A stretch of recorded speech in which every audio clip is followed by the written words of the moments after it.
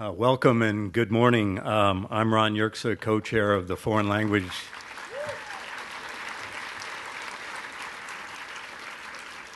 Well, thank you so much. Can't tell you how great it is to see an audience that's raring to go at 10 a.m. But that's the kind of people who really love foreign language films, and we've been so pleased by it all year long. This morning is slightly renamed Oscar Celebrates Foreign Language Films. You'll notice it's a lot like symposia of previous years, only even more festive. I'd like to acknowledge my superb co-chair, Bruce Davis.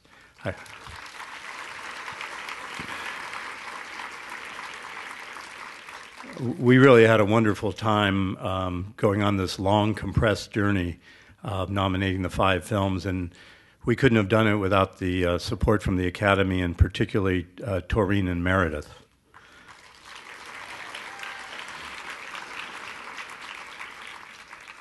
It has been, for so many of you in the audience, a long process. I know many of you were in the lobby at 11 o'clock at night, having just seen the second of a double bill of foreign language films.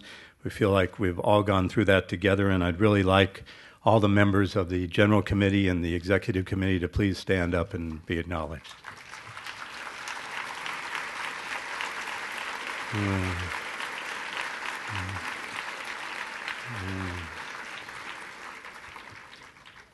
We are very fortunate today to have celebrated director Ang Lee with us.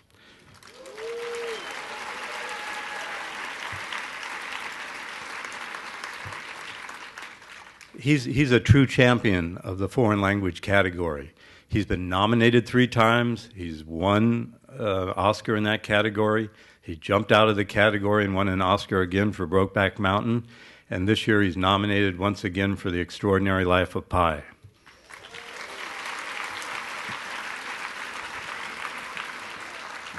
Please welcome Ang Lee.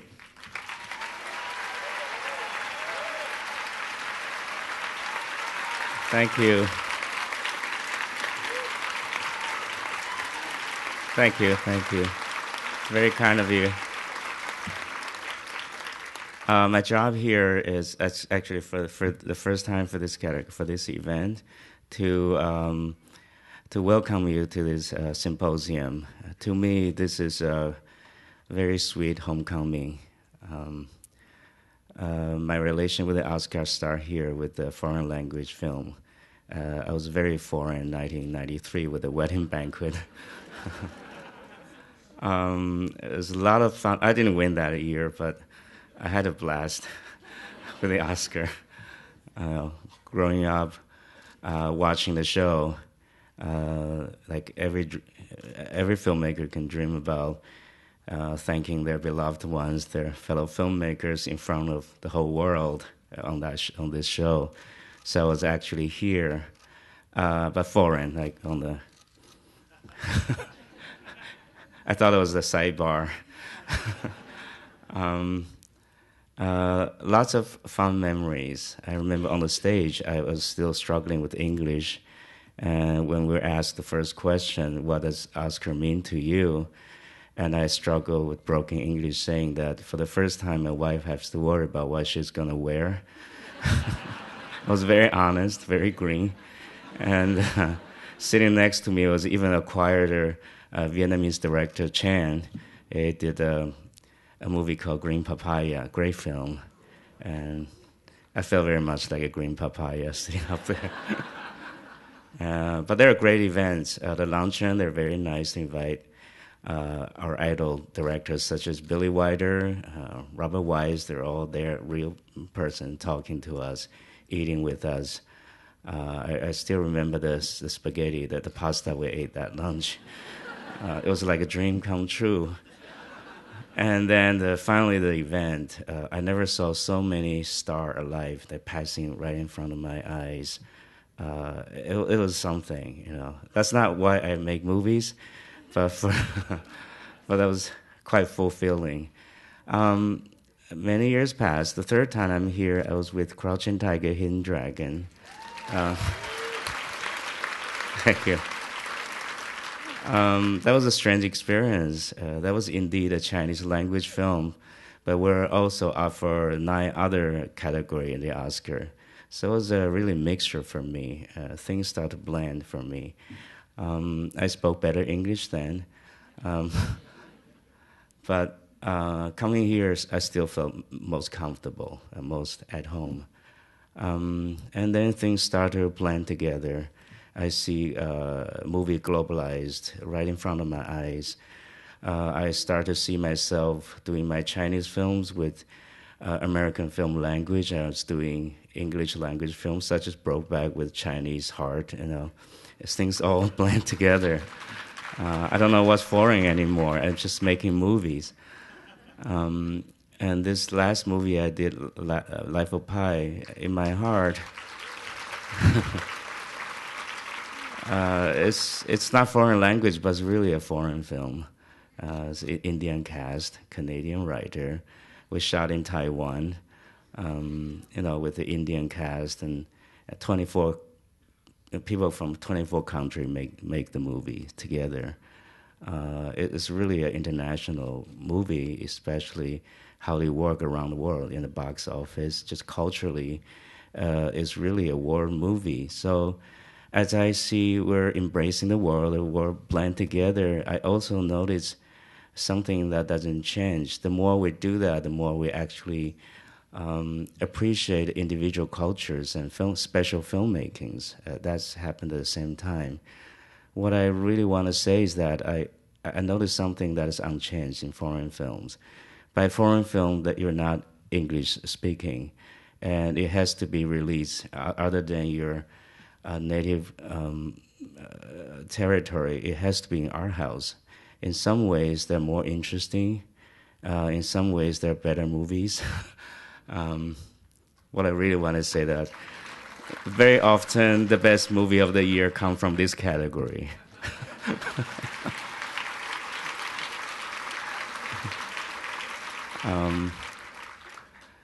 If you ask me what's the best movie last year, to me, by far, it's a Separation. That's the best movie of last year. It was in this category. So foreign or not, I think this is the most interesting category of the Oscar. It's very special. I really want to congratulate all the nominees this year. It's a great achievement. They should be very proud of. We represent our countries. We take pride in our cultures. And we're here at the Oscar. That's really great. I want to salute to them. And I believe you're enjoying hearing those great filmmakers talk today. Thank you.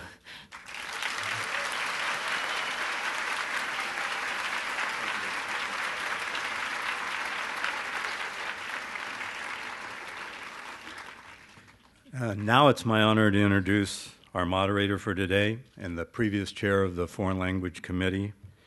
Marc Johnson brought fresh energy and new ideas to the Academy's appreciation of foreign language film. The proof that Marc is irreplaceable as the moderator is that he hasn't been replaced. Here's Academy Award-winning producer and great advocate for foreign language film, Marc Johnson.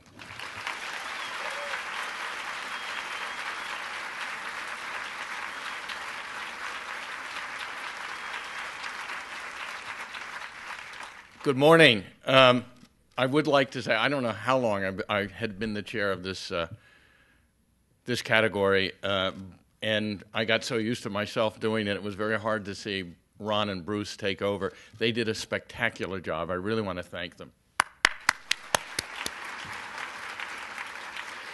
And they had extreme budget cuts. You should have seen the catering. It's much better when I was chair. Without further ado, before we bring up the directors, I would love to tease you with some clips of the movies. Those of you who've seen them, you'll be reminded of how wonderful these 5 nominated films are. And those of you who haven't, this will truly be a tease.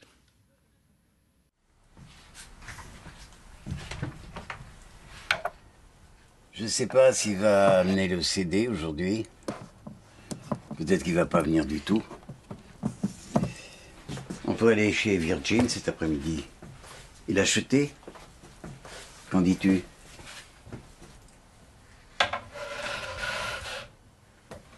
Qu'est-ce qui se passe?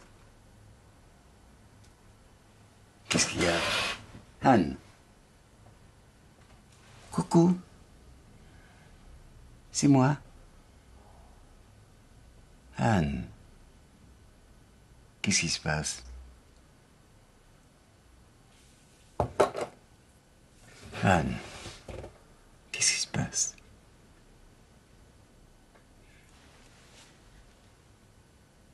Qu'est-ce qu'il y a?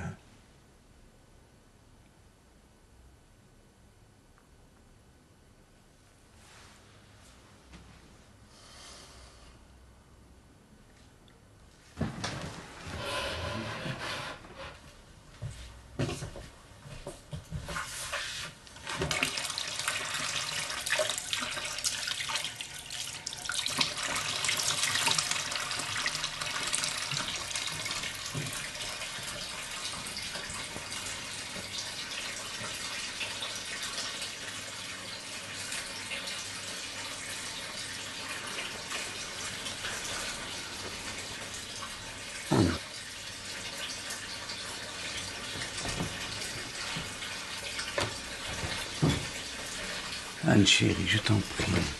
Anne, regarde-moi. Mais qu'est-ce qu'il y a?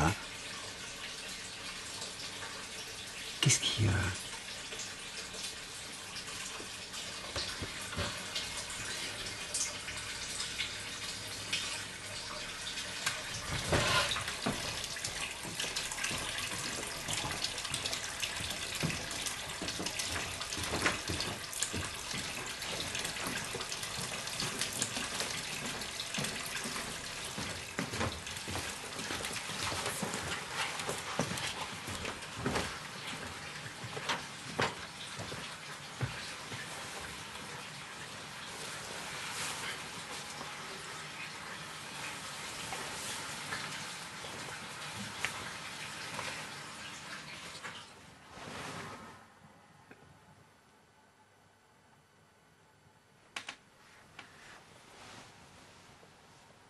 Anne?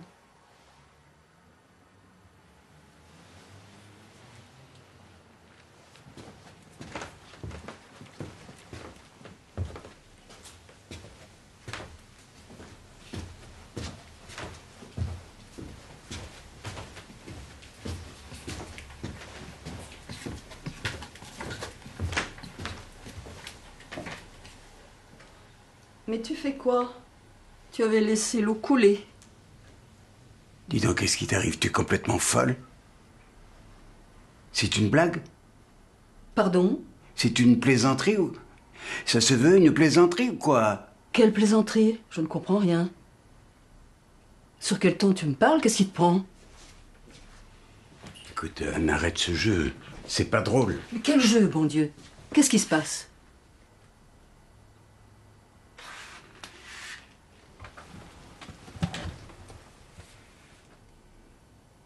Pourquoi tu n'as pas réagi? À quoi? À quoi? Bah, à tout, à moi. Quand ça? Là, à l'instant.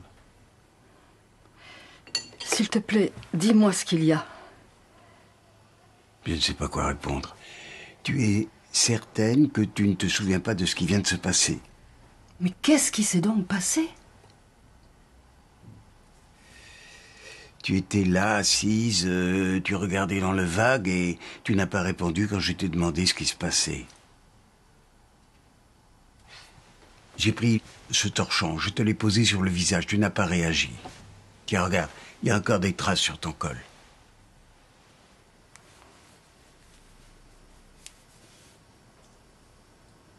C'était quand? Là, à l'instant, il y a 2 minutes. Et? Et il n'y a pas de et. Je suis allé dans la chambre pour m'habiller. Je voulais aller chercher du secours. Du secours? Oui. Et puis tu as fermé le robinet. Oui, parce que tu as laissé l'eau couler.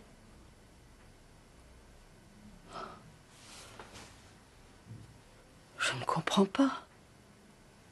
Moi non plus.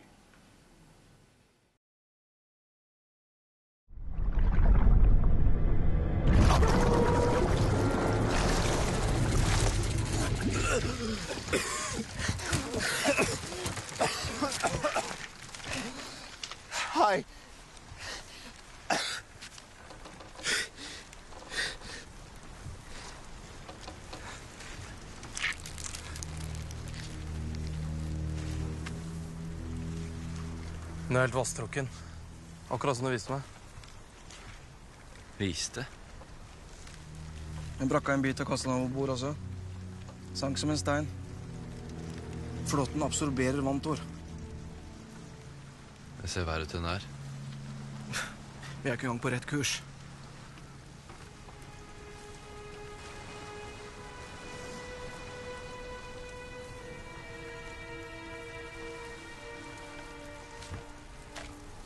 Vi tar en ekstra øynevakt.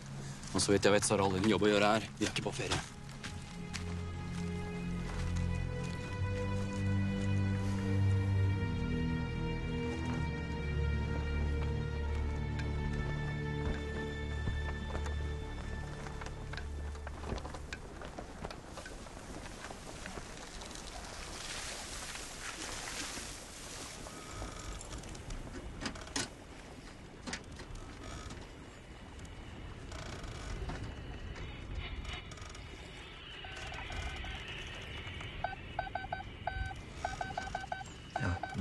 Vi har ham.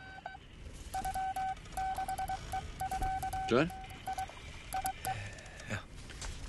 To Otto Munterkås, Royal Norwegian Embassy, Washington D.C. From Tor Heyerdahl, Kon-Tiki, May 17th, 1947.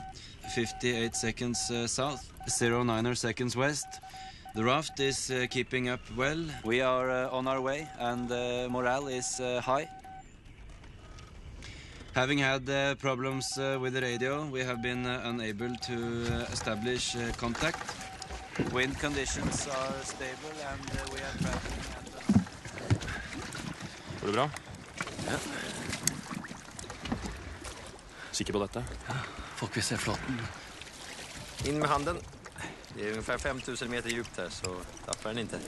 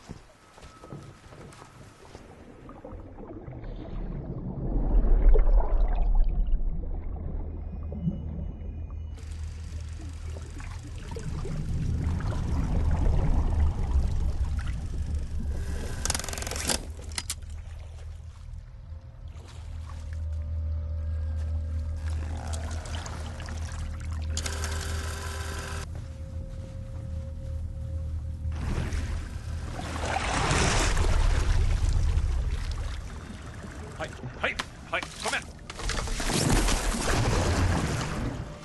Vi har det! Gå igjen!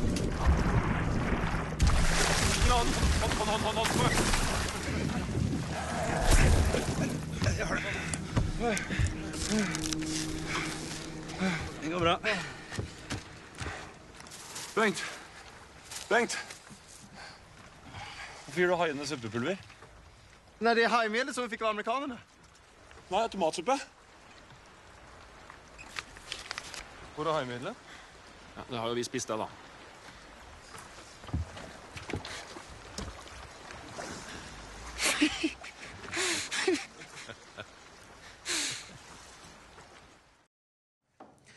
Quisiera decirles que lo que van a ver a continuación está enmarcado dentro del actual contexto social.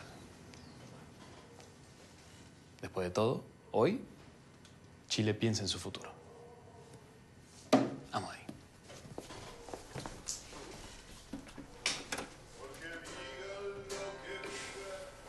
Yo soy libre de pensar, porque pienso que es la hora de ganar la libertad. Hasta cuando ya de abusos es el tiempo de cambio. porque basta ver miserias, voy a decir que no.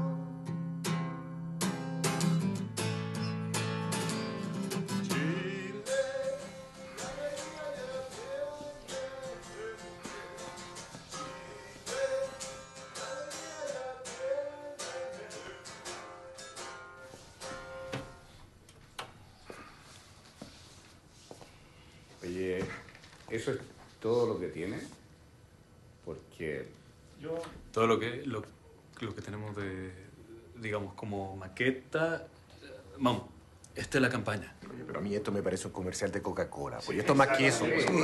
No, a ver, no. A ver, con todo respeto, perdón. Estamos haciendo algo mucho más serio que eso. Yo también soy exiliado. Es el hijo de Manuel Saavedra, no sé si lo conocen. Bueno, todos conocen a Manuel Saavedra, no sé si lo conocen. Estamos utilizando un lenguaje publicitario que es universal, familiar, atractivo, optimista, pero armando un concepto político detrás. Ricardo. Mira, José Tomás, yo entiendo perfectamente que hay una semiología propia de la publicidad, de una campaña. Entiendo que tenemos que tener una actitud pragmática. Qué mayor pragmatismo que habernos involucrado en este plebiscito hecho a la medida de la dictadura. Corremos grandes riesgos, no sabemos lo que va a pasar. Lo entiendo. Pero también entiendo que hay límites éticos, ¿no? Perdón, ¿cómo te llamas? René Saavedra. René. Sí, conozco mucho a tu padre. Mira, René, a lo mejor tú, en tu sala de edición, haciendo publicidad para grandes corporaciones, has perdido un poco la perspectiva. Nosotros hemos vivido en carne propia la violencia de esta dictadura. Yo tengo un hermano desaparecido. Yo tengo a mis mejores amigos degollados. Y esta es una campaña del silencio. Mira, todos entendemos que, obviamente, está presente tu dolor, tiene que estar presente el dolor de todos los involucrados. Pero creo que tú no estás entendiendo No, si yo entiendo, yo no soy huevón, José Tomás. Entiendo perfectamente de qué se trata esto. Esto es un lavado de imagen, ¿no? Esto es una campaña para silenciar lo que realmente ha ocurrido, ¿no? A mí me extraña, Fernando, perdona, compañero y amigo mío, que tú te prestes para esta mierda. No. Lo que yo veo ahí es lo que ustedes son realmente. Esas imágenes son lo que ustedes son. Sí, Ricardo, yo entiendo tu punto, te pido por favor que entiendas también un poco. Yo entiendo perfectamente, pero no voy a ser cómplice de algo que la historia nos va a pasar la cuenta. Así que te puedes ir directamente a la concha de tu madre, huevón. Ándate a la chucha, huevón. Permiso.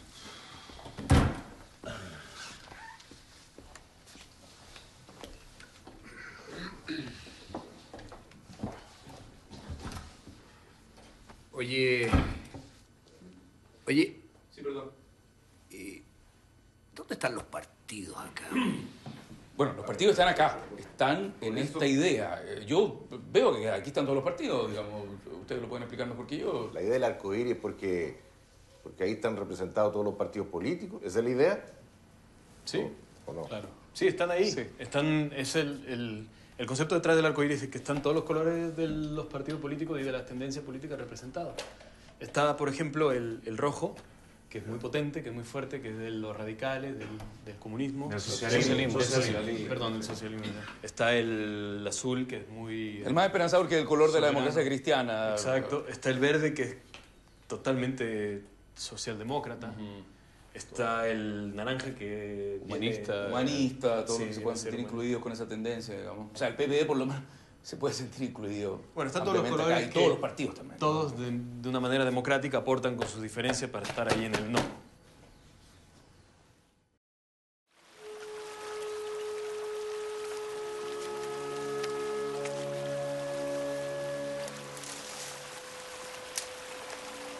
Deres Majestæt. Nej, bliv siddende.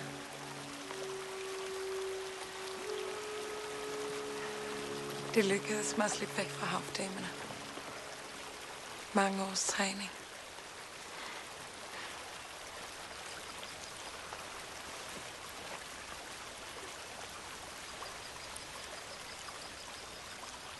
Tror de nogensinde vil blive frie? Folket, mener jeg. Menneskeheden.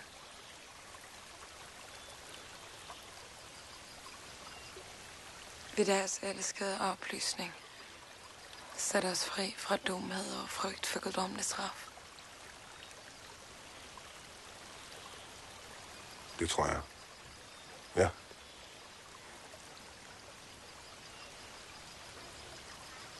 Frederiks generation bliver den nye tids bannerfører.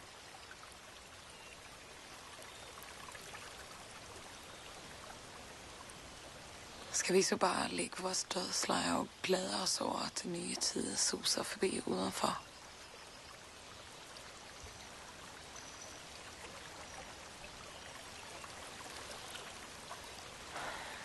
Alle deres fantastiske tanker når ikke længere til papiret.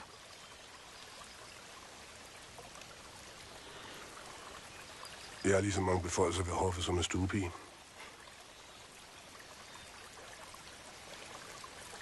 Og min mand. Han har vel en slags beføjelser. Jeg tror ikke, de selv er klar over, hvor meget indflydelse de har på Christian. Han stoler blindt på dem.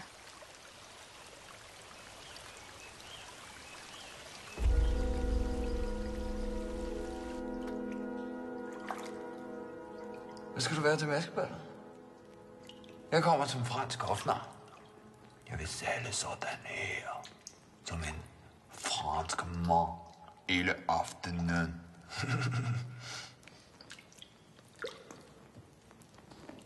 Kan du huske, en gang sagde, at alle her ved hoffet tror, du er skør?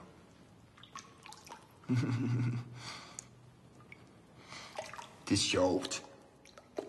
Det tror jeg ikke, du er. Men jeg tror, at nogle mennesker, de er så forsejlet i deres skæbne, at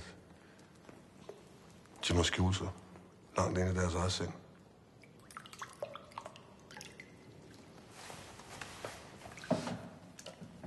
Jeg tror, du kan blive en fantastisk konge, Christian.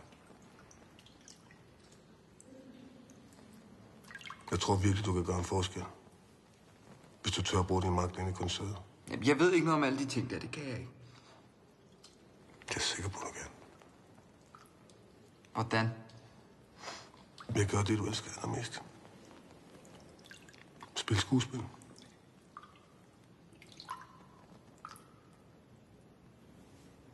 Ligesom på teater, hvor replikkerne allerede er skrevet.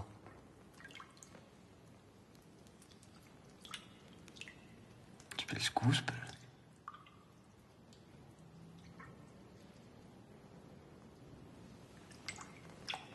Hvis du selv kan vælge, hvad vil du gerne lave?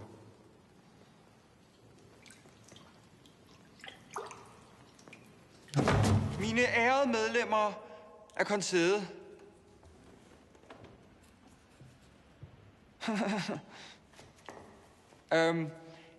Ikke mere skal den adelige forfinede næse forstyrres af byens stank. Ikke mere skal folket kvæles i dunsten af deres eget affald. Deres Majestæt. Jeg, kong Christian den 7., erklærer hermed krig mod lort. Fra i aften og fremover, så skal der 3 gange så mange natmænd på gaderne. Og hvor havde de så tænkt, at pengene skulle komme fra? Ja, det vidste jeg så, at de ville spørge om. Pengene skal findes ved at skære et mindre beløb af pensionerne for dem, der stadig har indtægter fra deres godser, og derfor ret beset ikke behøver nogen pension.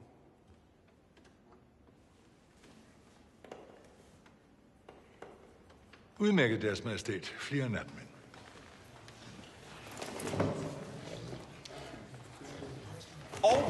Og Gourmand skal udnævnes til æresmedlem af koncertet.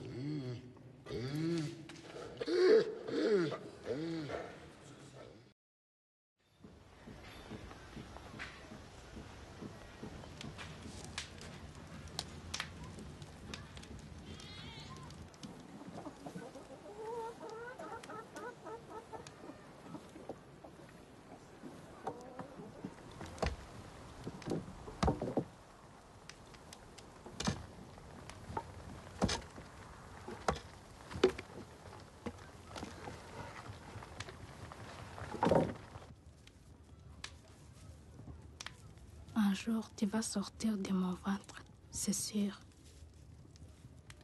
Alors, il faut que je commence à te dire comment je suis devenu un soldat, avec les rebelles.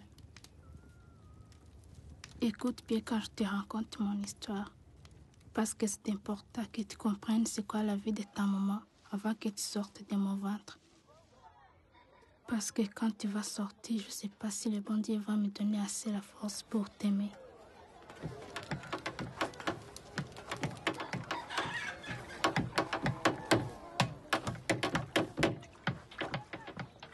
J'ai commencé à faire la guerre quand les rebelles du Grand Tigre Royal sont venus me chercher dans mon village.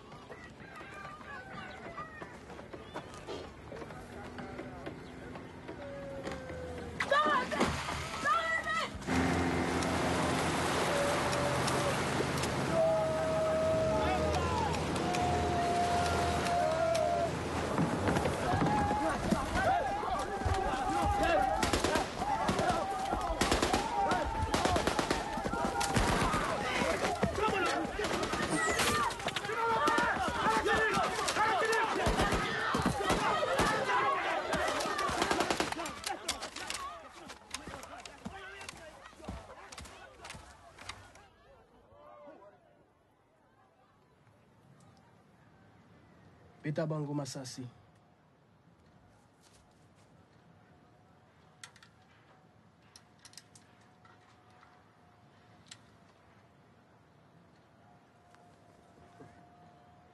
Beta bango masasi.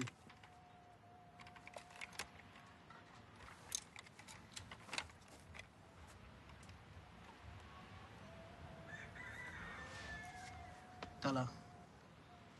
Suki ubumi bangote. Na kubuma bango. Na machette. Bakumona pasi mingi, eh?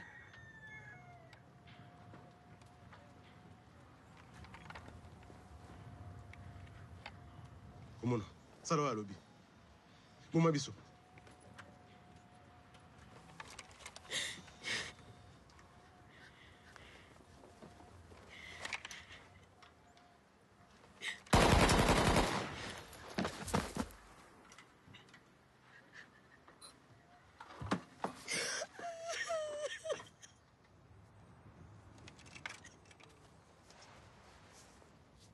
O komi rebelle ya Grand Tigre Royal.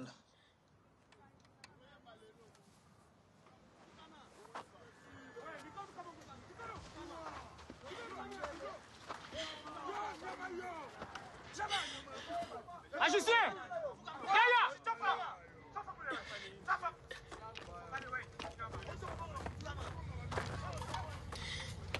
Yo, tambola boy. Tambola yo. Yo, hey.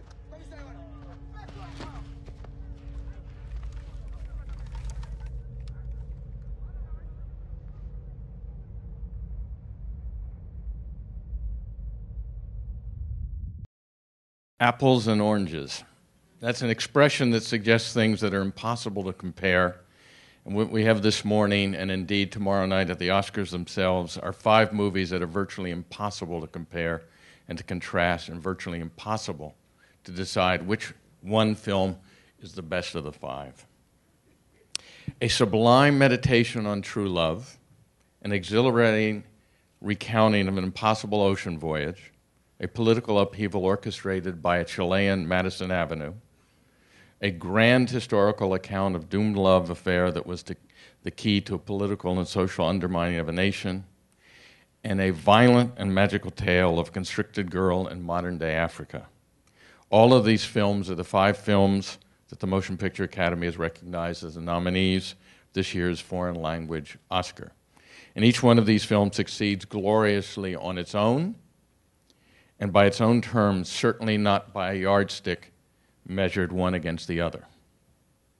I've been moderating this panel for 9 years, and I can't think of a year in which our 5 nominated films were so different from one another and made the marking of an Oscar ballot so difficult, so conflicting, and ultimately so satisfying. The nature of an awards race or a film festival favorite demands that there be a winner.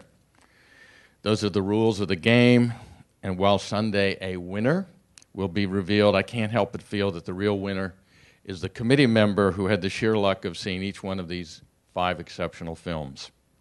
All 5 of these films, all 6 of these directors, have reminded us why this category exists, why it's so important to the American Academy, and why the constant celebration of foreign language film, subtitled movies, is so important to American moviegoing. Apples and oranges. I'd now like to bring up each director or directors, in the case of Kon-Tiki, for you to meet, and hopefully we'll have a nice conversation. Over the years, this has been one of the best events, I believe, not because I had anything to do with it, but one of the best events of Oscar weekend, and it's such a great opportunity to meet and to hear what some of the best directors of the world are up to. Our first director I'm going to bring up has been here before. It just seems like yesterday he was sitting here, probably in the exact same place, with Robert Gray, his translator also, for White Ribbon. He is certainly no stranger to the foreign language Oscar category, and that's Michael Haneke.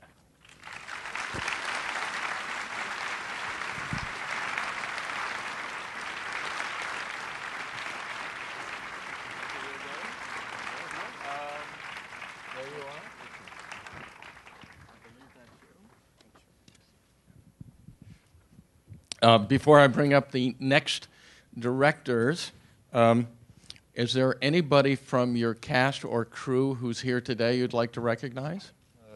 3. It works? Yeah. 3 of the producers, of the 4 producers. Where are they? Yeah. Michael Katz, Veit Heiduschka und Stefan Ahn.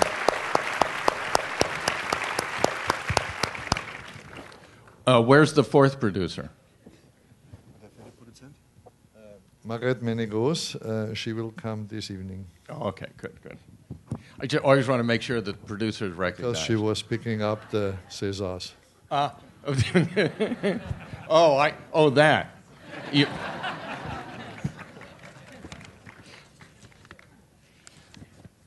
Our next director is from Canada. Canada has quite a streak in this category. We've had the past 2 years a Canadian film has been nominated. We had Monsieur Lazare last year, and the year before that it was Entendies. But Kim is new to this grouping here. So please, the director of Warwick, Kim Nguyen.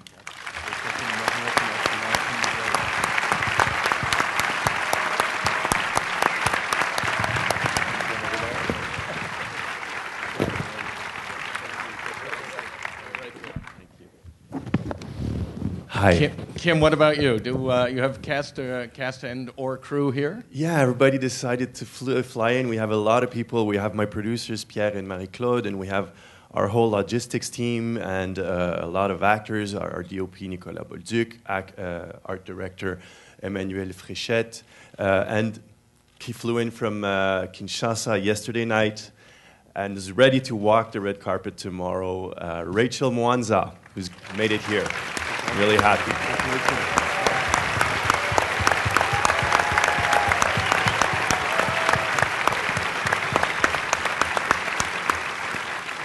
If you would, all of the cast and crew you just mentioned, would you please stand? Yes, please.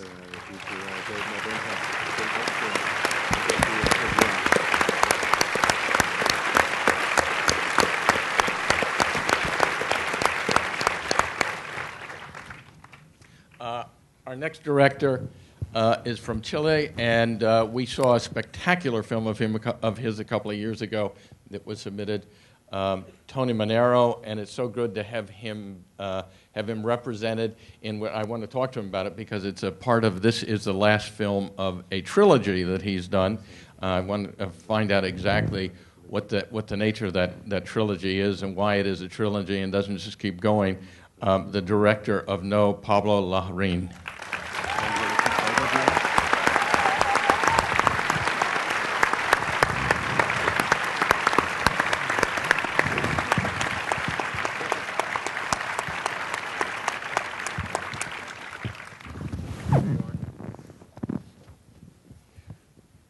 What about you? Do you have cast and crew here with us? Yeah, it's wonderful. It's My brother, producer of the film, Juan de Dios Larraín, is Pedro Peirano, the writer, also here.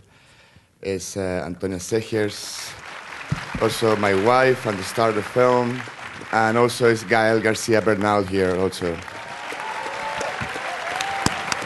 Daniel Dreyfus, producer as well, is there. And then producers from Chile, it's Marianne Lorena Rocio. By the way, Gael has the distinction of having starred in 3 movies that have been nominated in this category. That's true.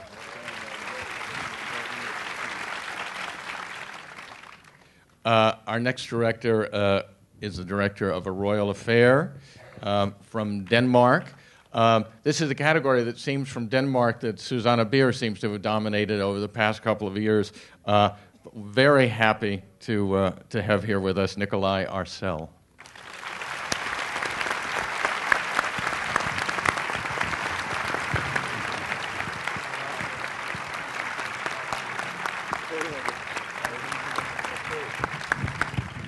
Thank you. And we all get to keep these pieces of paper with their names on them. Very important. Great. What about you? Cast and crew here? Yes, I have some. I have a crew here. I have a whole Danish delegation with me. I have three very, very talented, very powerful, very stubborn, and very beautiful producers who I would like to stand up. Louise Vest, Meta Forlager, and Sisse Gram Jørgensen.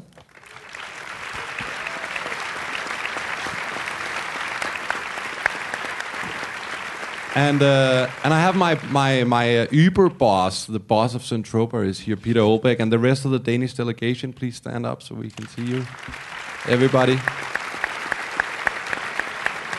Yes, thank you. Now, if I'm correct in reading the credits to your film, there are a total of 18 producers, executive producers, co-producers, and associate producers. Is that right? That's probably right. Yeah. Well, that's how it is. You know, we have to find, if it's slightly more expensive than what you normally could manage on a Danish budget, you have to get a lot of producers from elsewhere and finance your film in a lot of countries. So, perfect. And then we have, from Norway, 2 directors whose film we saw, it seems like also another couple of years ago, Max Manus, which was really spectacular, and they've topped themselves. So the directors of Kon-Tiki, we have Joachim Running and Aspen Sandberg.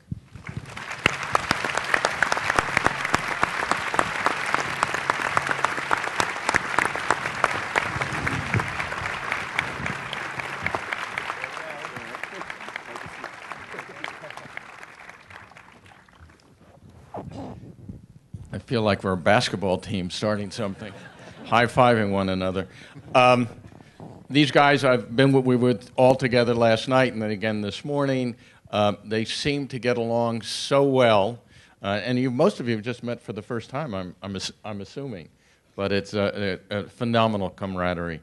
I'm going to start off with a question that I always do, which is, what was the genesis of your film? How did it come about? And do the two of you? We'll start with the two of you. Do you always work together? And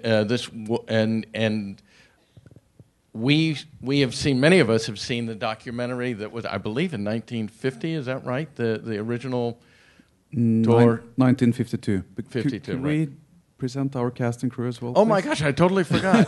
So sorry. So we have a huge delegation from Norway. So if we could have Thor Hardal, it's Paul Hagen and his crew. Please stand up together with.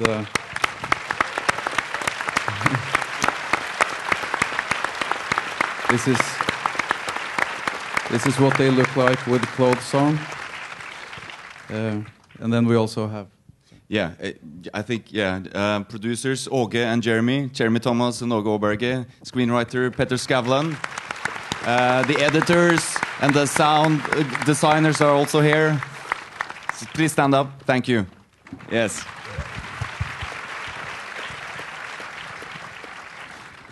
So, answer. We'll go back. So sorry. We'll go back. What was the genesis of this film? How did you come about doing it? And why now? Whoa. Well, we are from this small town in Norway called Sandefjord, and we wanted to make movies because of you guys, the members of the Academy, and all the wonderful movies we grew up with. And it was a tough thing to say back then, that you wanted to be a director. And luckily, in our neighboring town, Larvik, there was this guy, Thor Heyerdahl, and he had certainly succeeded in sticking his nose out and become very famous. So we visited, of course, as kids, the museum in Oslo, and there we saw the raft, and then underneath the raft, when you walk into the basement, there's this huge whale shark, and it was just a very powerful image and blew our minds, basically. And then as you walk out, as you leave that, there's a small window, and in there is the first and the only Oscar ever won by a Norwegian. And that was Thor Heyerdahl. He won it in 1952 for the Kon-Tiki documentary. So that was a huge inspiration, obviously. And yeah. That's it. By the way, I noticed also that you have 14 producers on your film.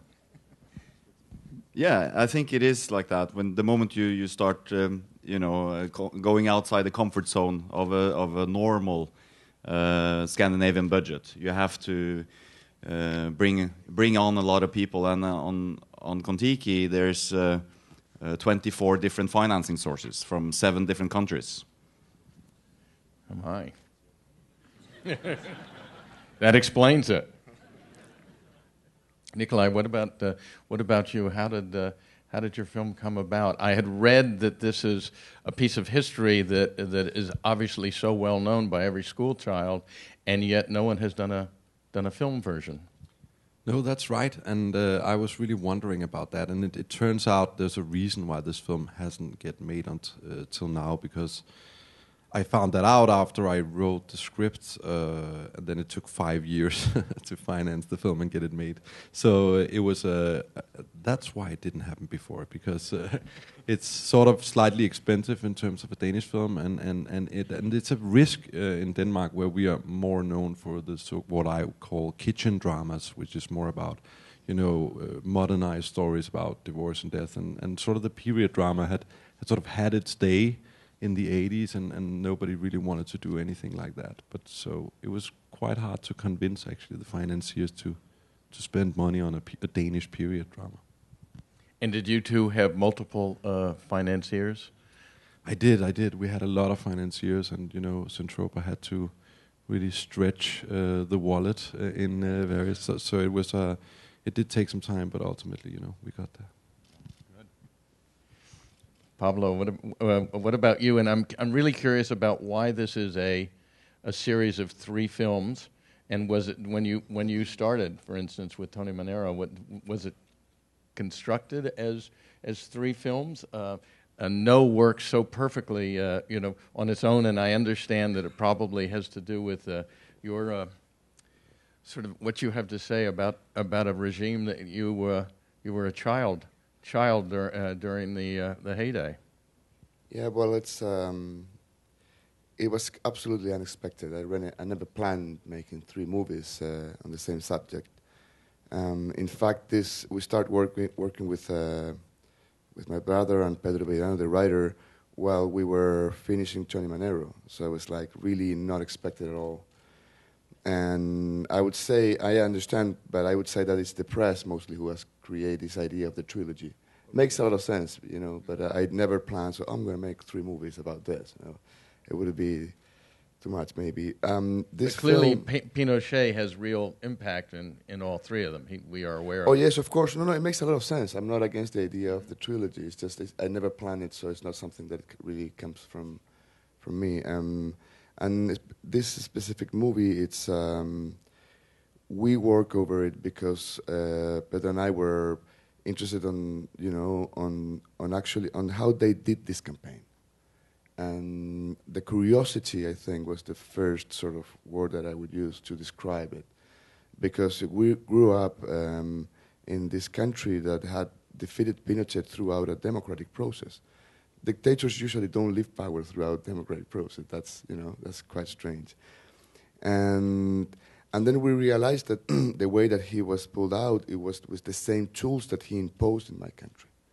So it was an interesting paradox. And then it's a very unknown story. Most people know how Pinochet got in power, but not many people know how he got out.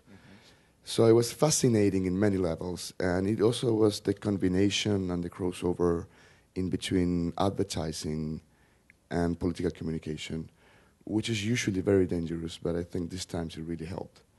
So the story was so fascinating in many different levels that we had the luck to talk to the people who actually did the campaign, and so we were there with them, and we create this fiction throughout the arbitrarity that movie lets you, and it's been a wonderful journey to discover how this happened and how such a violent person as Pinochet was pulled out of power throughout the tools of peace and beauty, basically.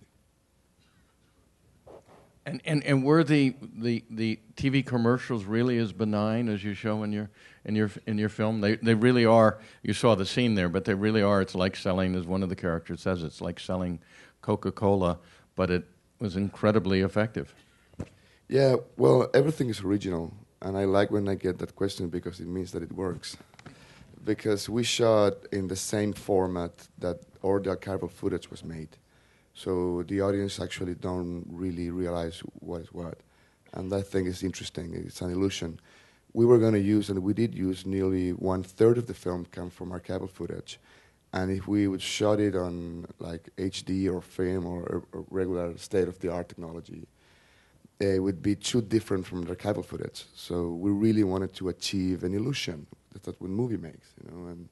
And we wanted to sort of create a texture that it would belong to a specific memory and period, and that's the 80s.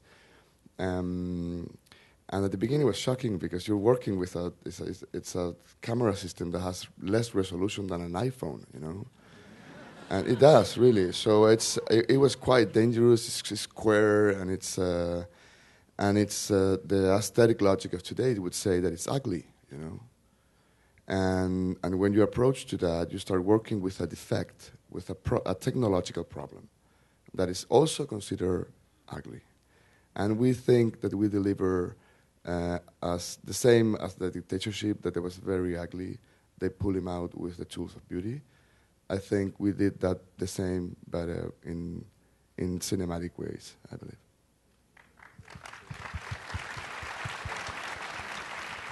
It's an extraordinary technique, and it takes a little bit of getting used to, but it is so wed, the style and content in your film. It's remarkable.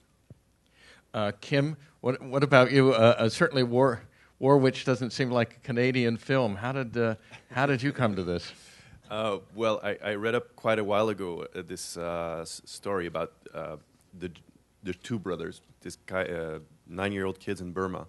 Johnny too was part of an army of rebels, and he woke up one day and said that he was the reincarnation of God. True story in the 90s. He would smoke cigars every day, and would be carried by a bodyguard that went by the name of Rambo, because the whole rebel army thought that had he started walking on the soil, it would dirty his visions, because he would call the shots. He would say the soldiers from the government are going to hit here, so we should attack from there. And the sheer madness and like this living Greek tragedy of modern times really compelled me to see if there was a story that could be as powerful as that true story. So very quickly I moved from Burma to the sub-Saharan Africa, where I went to Burundi and met ex-child soldiers, and where this kind of strange love story got entangled into this child soldier story. And then we went to the Congo, and there was a constant rewriting process as we got closer to filming the project. And it got fed by a lot of realities that I discovered as I went along. Michael, when you were in that chair 3 years ago with White Ribbon, was Was Amour already in your mind, or is it something that you arrived at later?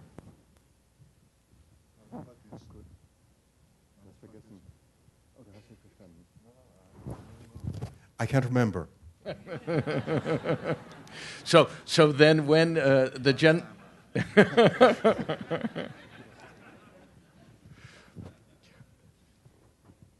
I had read that this stemmed from a relationship or a really painful episode you had with an older relative, and that the idea came from this story, and what happens to this couple came from very personal experience. Na, es war eine Tante von mir, bei der ich aufgewachsen bin und die ich sehr geliebt habe und die eben gelitten hat, physisch. Und es war eine sehr bittere Erfahrung, glaube ich, die jeder schon mal machen musste in seinem Leben. Wie gehe ich mit dem Leiden eines Menschen um, den ich liebe? Und diese Erfahrung hat mich dann dazu gebracht, darüber nachzudenken, also eventuell einen Film zu machen, was ja ein Thema ist, was ja gemeinhin als Quotenkiller gilt. Und erstmal niemand so enthusiastisch begeistert hat, als ich es erzählt habe, aber die Produzenten haben sich schnell überzeugen lassen und sind ihm auch gerne gefolgt. Did you get all that? We'll see. We'll have it in a second take. Yes, the story, the starting point for the story was an experience of mine. An aunt who I'd grown up with as a child and who I loved very much, at the end of her life was suffering physically terribly. I was forced to look on. It was a very bitter experience for everyone involved, and it led me to think about the fact, how do you cope with the suffering of a loved one when you're unable to help them? That led me to reflect on the situation and eventually to decide that I wanted to make a film about it. Of course, that theme isn't prime time material for the box office, so it took some work to convince my producers, but nonetheless, they came on board and followed me enthusiastically.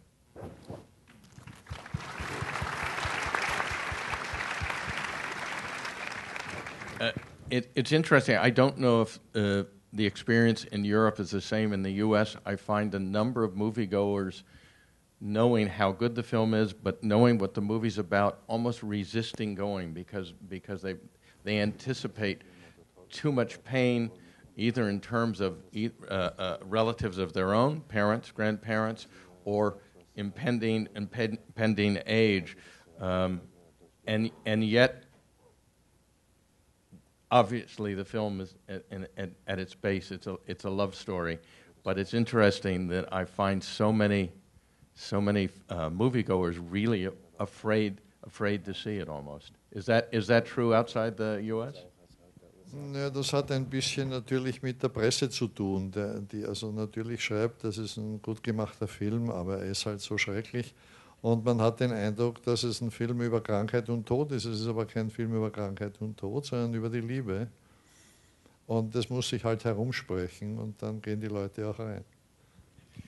I think that has to do with the fact that the press has presented the film as a terrible film, something so hard to endure, a film that's about illness and death. But to me, the film isn't about illness and death, but about love, rather. And I think that when people tell each other about it and tell what they've really seen on screen, then it works quite well. I couldn't agree more. It's absolutely true, and it's such a liberating, such a beautiful love story that it's interesting that I guess it is the press that somehow has told some of us that this is going to be a painful experience, and it's just the opposite. Ich fürchte, das verdanke ich halt meinem Ruf als böser Mann. I'm afraid that I'm responsible too. It's my reputation as being someone who likes to inflict pain on their audiences.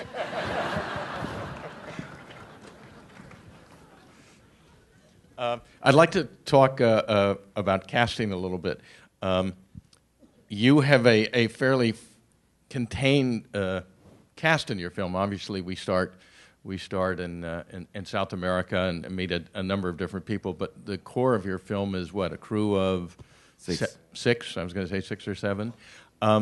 To what degree, how did you go about casting it, and to what degree were you concerned with authenticity? Or, for instance, the physical or models, obviously, of the real crew?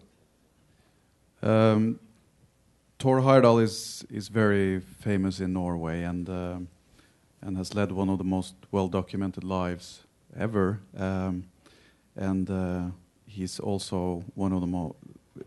There's been a lot of parodies of him because he has a very strong accent, Norwegian accent. So it was tricky to get that balance right. But we worked with Paul Hagen, that plays Thor, on our previous movie, Max Manus. And of course, he looks very much like Thor. But not only that, he was about to study biology when he was accepted at theater school. So we also knew that he would know Thor on a deeper level and understand him. So he was a natural choice for us, and we made it very early on. And then the rest of the casting we basically did around him, and he did the casting. And in that way we made him the captain from the get-go. And did the crew come close to mutiny the way or did because it must have been such a difficult, such a hard film to make. It must have strained a lot of friendships and core relationships. Well, yeah. Well, any movie is difficult in one way or another. We did shoot a month out on the open sea, and we were lucky enough to get hold of Thor Heyerdahl's grandson. Actually, made the journey as a tribute in 2006 from Peru to Polynesia. And we were allowed to use his raft, basically. So the raft in the movie has actually made the voyage. So that was a great treat. And I mean, looking back at it now, we only remember the sunshine and the 100 sunsets. But of course, it was hard. But it was the actors were great, very, very motivated to do a great job. Nikolai, you have really a host of characters, a very large cast, but there are three core cast members. You have a big movie star. You have an actress who I had not seen before. But the real surprise of the film, I think, is the king. And I gather that he's an actor you found who was not a professional actor, was in film school. Is that right?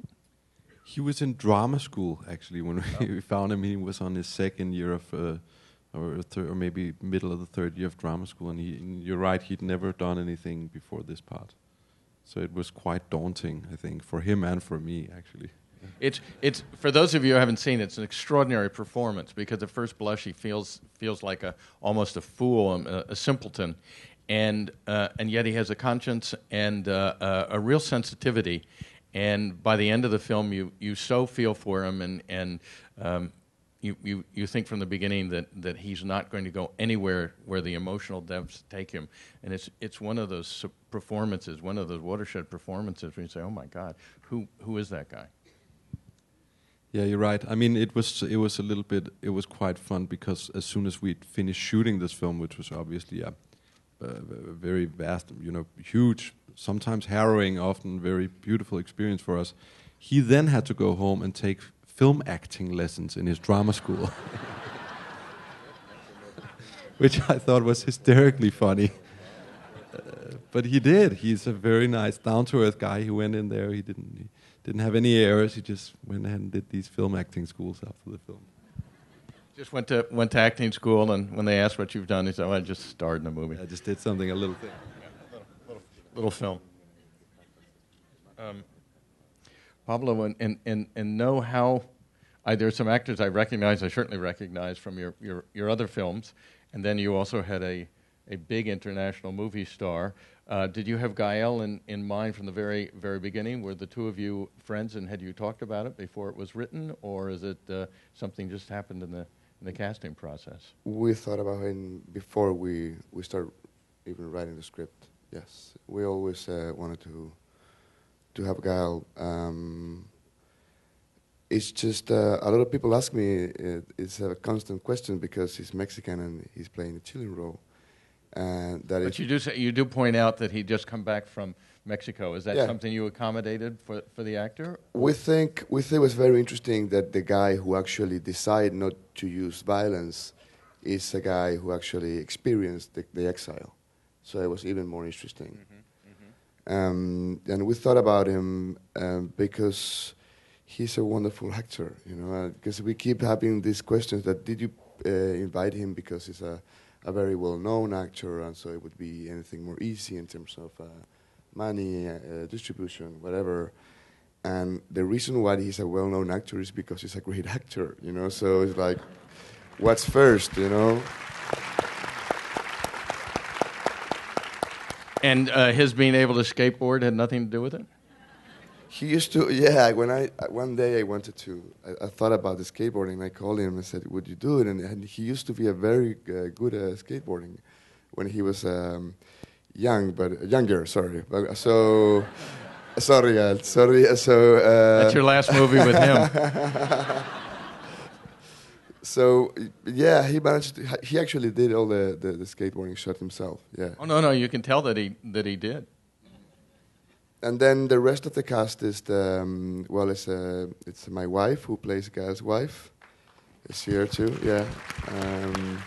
And Alfredo Castro and most of the people that I've been working with in the last 6 or 7 years. So we're like a little company that instead of doing theater, we do movies. We just change the roles of them, and it's fantastic. We just create a way of working. We do understand each other, and it's been for me great because these people is probably the greatest actors in my country, and not all of them, of course. There's a lot of great actors too, but so it's really an honor for me to have them in all these movies. Kim, your cast, I'm assuming, is almost all non-professional. Is that right? Yeah, I think you could say it's about 75% of the cast were non-actors, which we have 3 actors who are from Canada who are here today, and most of the actors are non-actors. Yeah. The way we did the casting, which is we just did a basic your typical open call session, but there had been a Belgian documentary that was made before, and people who worked on that show said, well, there's this one girl you have to meet, her name's Rachel, and she's just mind-bogglingly good, and they turned out to be right. So how did they know that? What had they seen her do? They were doing a documentary where there was like this part where they were following kids from the streets, and Rachel was part of that gang that they followed. They just followed them walking around the streets of Kinshasa, which is the capital of the DRC of the Congo, and yeah. So she was living on the streets? Rachel, from the age of 6, was living in the streets. Was abandoned by her parents, and when we found her, when we casted her, she was living in and out of her grandmother's place. And at one point, if I remember correctly, correct me, Rachel, if I'm wrong, her grandmother said, "Well, you have a better chance if you go on the streets and make it on your own than because I just can't provide for you, And of course, when when she got on board, we very quickly established a reinsertion program during and after the film. And then the rest of the casting, did you build around her? Was she the first person you cast? No, not exactly. Congo turned out to have an amazing talent of raw acting capabilities. The people, I guess, I don't know if it's from the verbal storytelling tradition that's been given from the past generations. But one out of 5 actors that were non-actors just turned out to have a really interesting talent. And Serge Kanyinda, who they call Eminem in Kinshasa, who's the other lead actor, turned out to be just a very interesting character. Yeah. Michael, it's. I can't even ask you about your casting process. You have your film stars, two icons of European cinema, people we grew up with watching. My favorite film of all time is The Conformist, and to see Jean-Louis Trintignant. It's a perfect film. And just to see the two of them in your film, and of course I understand why Isabelle Huppert is there, and she was so wonderful in the piano teacher, and it's really it's a two-hander. I guess my question is, would you have made the film? Could you have made the film without your two actors? Nein, ich habe den Film ja für den Jean-Louis Trintignant geschrieben. Ich hätte ihn auch ohne ihn nicht gemacht. Bei der Emmanuelle war es anders, weil ich kannte sie natürlich aus Hiroshima Mon Amour, das ist mehr als 50 Jahre her, und hatte sie ein bisschen wie die meisten aus den Augen verloren und habe dann ein ganz normales Casting gemacht mit den Damen dieses Alters. Und das hat sich schon bei der ersten Probe war klar, dass sie die Beste ist, nicht nur schauspielerisch, sondern dass sie auch sozusagen ein glaubwürdiges Paar mit Jean-Louis Trintignant bildet. No, I wouldn't have done the film without Jean-Louis Trintignant. I wrote the film for him. With Emmanuel, and it would have been impossible for me to make the film without him. With Emmanuel Riva, it was different. I'd seen her as a young man and been smitten by her in Hiroshima My Love, but that had been 50 years ago, and since then I'd somewhat lost her from sight, like I think most of us. When it came time to cast that, then I did a conventional casting. I met all the French actresses of the appropriate age, but from our very first meeting it was clear that not only was she the best actress, but also that together with Jean-Louis Trintignant they formed a very believable couple. Isabelle Huppert hat aus Freundschaft gespielt, das wusste ich auch von vornherein, dass sie das machen wird, das ist ja eine Nebenrolle. Eigentlich das schwierigste Casting war der Pianist, weil ich einen wirklichen Pianisten wollte. Wir haben vorher Schauspieler gecastet, die sahen alle sehr gut aus, aber sie sahen nach Schauspieler aus und nicht nach Pianist. Und so habe ich ein Pianistencasting gemacht und er war unter den Pianisten der beste Schauspieler. In terms of Isabelle Huppert, I knew before starting to film and writing the script that she would agree to make it. She agreed to play that supporting role for reasons of friendship. The most difficult part to cast was that of the pianist. I wanted a real pianist for the part. In fact, we started looking just for actors, and the actors all looked great as actors, but you could tell they were actors. So I then did a casting with pianists, and it turned out that Alexandre Terreau, who played the part, was also not only a gifted pianist, but also a gifted actor. Had he never acted before? No. Never. It's I had read somewhere that you had to talk both actors, both Emmanuel and Jean-Louis Trintignant, into doing the film, that their initial impulse was that they weren't really interested. Is that true? Ja, der Jean-Louis hat ja seit 15 Jahren keinen Film mehr gemacht, auch aus privaten Gründen, weil er ja furchtbare Familiengeschichte hatte. Seine Tochter wurde ja erschlagen und hat sich völlig zurückgezogen. Und wir haben es mit einer List versucht, also er hat im Weißen Band in der französischen Fassung den Erzähler gesprochen und der Film hat ihm dann so gut gefallen, dass er eben den Film machen wollte. Aber es war natürlich mein Risiko, das zu schreiben, ohne sicher zu sein, dass er es macht. Aber ich war überzeugt, er wird es machen. Yes, you're right. Jean-Louis Trintignant hadn't appeared on screen for 15 years. For reasons having to do with a personal tragedy.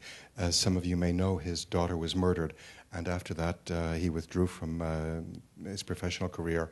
But I used some trickery to bring him on board. We hired him to read the French narration of my previous film, The White Ribbon, and he liked it very much and agreed to play the role. But it did involve some risk for me to write the script specifically for him without being certain that he would agree to play the part. Und die französische Produzentin hat ihn auch mit einem tollen Argument dazu überredet, weil er hatte sich gerade wieder mal ein Bein gebrochen und kam aus dem Spital und hatte sich überlegt, als er mit dem Taxi nach Hause fuhr, gegen welchen Baum er fahren will, wenn er wieder Auto fahren kann.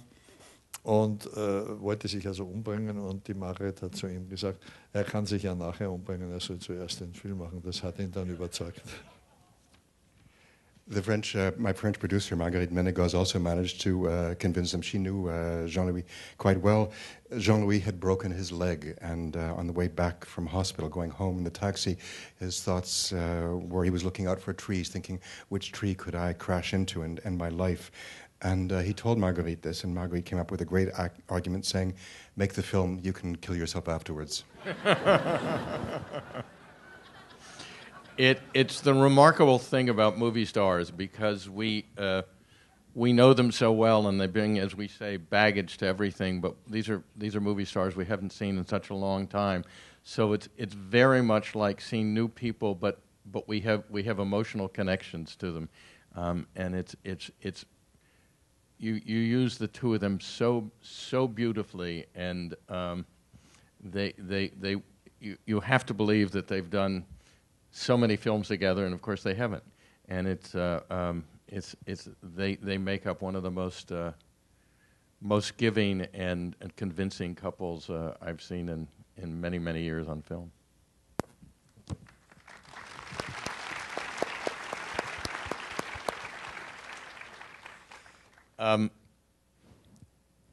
I guess next question really has to do with the aesthetics and sort of the both the aesthetics and the mechanics of making your film.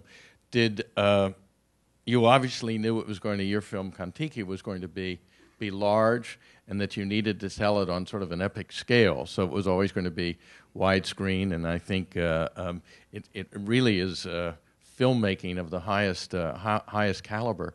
One of the things that a number of us are still shaking our heads over is how spectacular your visual effects are, and I think it's almost impossible, and I've been involved. I've produced the Narnia films. I've done a lot of visual effects.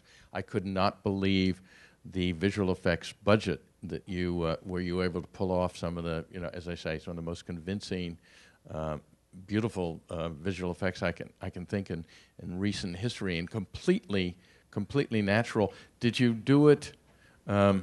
Did you do it all was it all done in Norway? And obviously you'd had some experience with Max Manus on it too, but you were doing animals. You were doing some very specific creatures, and then of course you were expanding sets, and it's just a remarkable achievement. How did you pull it off, and how did you even, more importantly, have the confidence to know you could pull it off?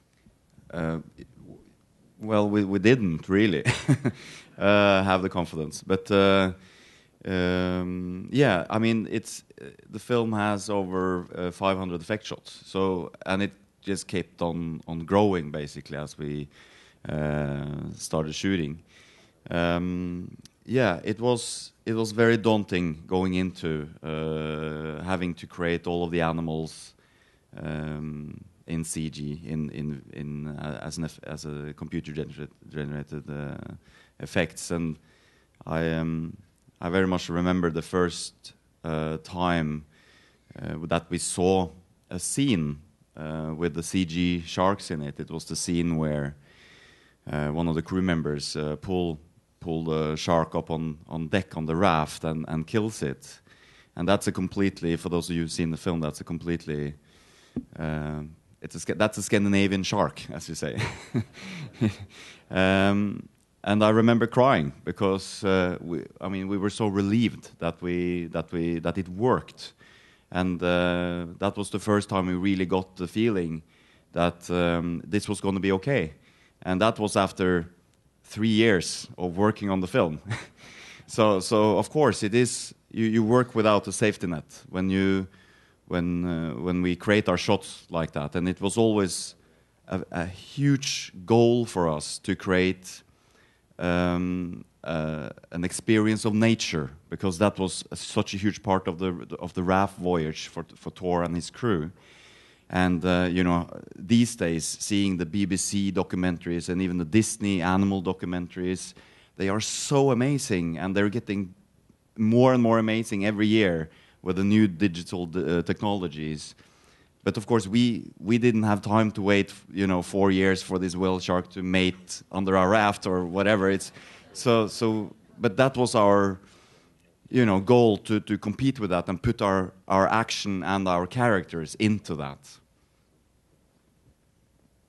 And were the effects all done in a house in Norway, or were they often, of course, when you're doing larger films like that, and 500 effect shots is a lot, they're farmed out to different houses, or were they all done by the same place in Norway? We had 2 in Norway and 2 in Sweden that did everything. And were they? So you had one house for instance, for the sharks, and another one for set extensions, and another one for painting. Yeah, they were divided out, and what we realized as we went along, we also shot for a month in the Malta movie tank or whatever they call it. And what also added up was that we were hoping that the tank was going to have a seamless horizon as the water kind of dips over at the end. It's a huge tank, basically. It's as big as a football field. And we had our raft in the middle of that, and it's a seamless horizon. And but that didn't really work. So also a lot of, I'm sure there's 100 shots, which is just we had to go in and paint the horizon basically, and also when we were shooting offshore of Malta in the Mediterranean, we were never more than a mile or two offshore. So of course we didn't have a complete clean horizon, also with the ships and stuff going on. So when we shot one way, we did the dialogue scene like that, for instance, and then when we did the reverse shot in the dialogue scene, we had to rotate the raft around to get the clean horizon. So, but after a couple of days, we got into it. How in the world did you get the tiger in the? Oh, that's another movie. Sorry. Exactly. I wish that film came out 2 years ago so we could use it for reference. All three of you have made big. I'm sorry to use the expression, you'll know what I mean. Hollywood movies, very big, beautiful. As an audience member, you're feeling as though you're having a movie experience. You all shot in widescreen. They are really big, colorful, sort of so perfectly mounted films. Did you always see your? And by the way, I read that you had to you shot most of the film in Prague. Is that right? Was for a budget reason, or is that because it gave you the scale that you needed to bring that really satisfying movie experience?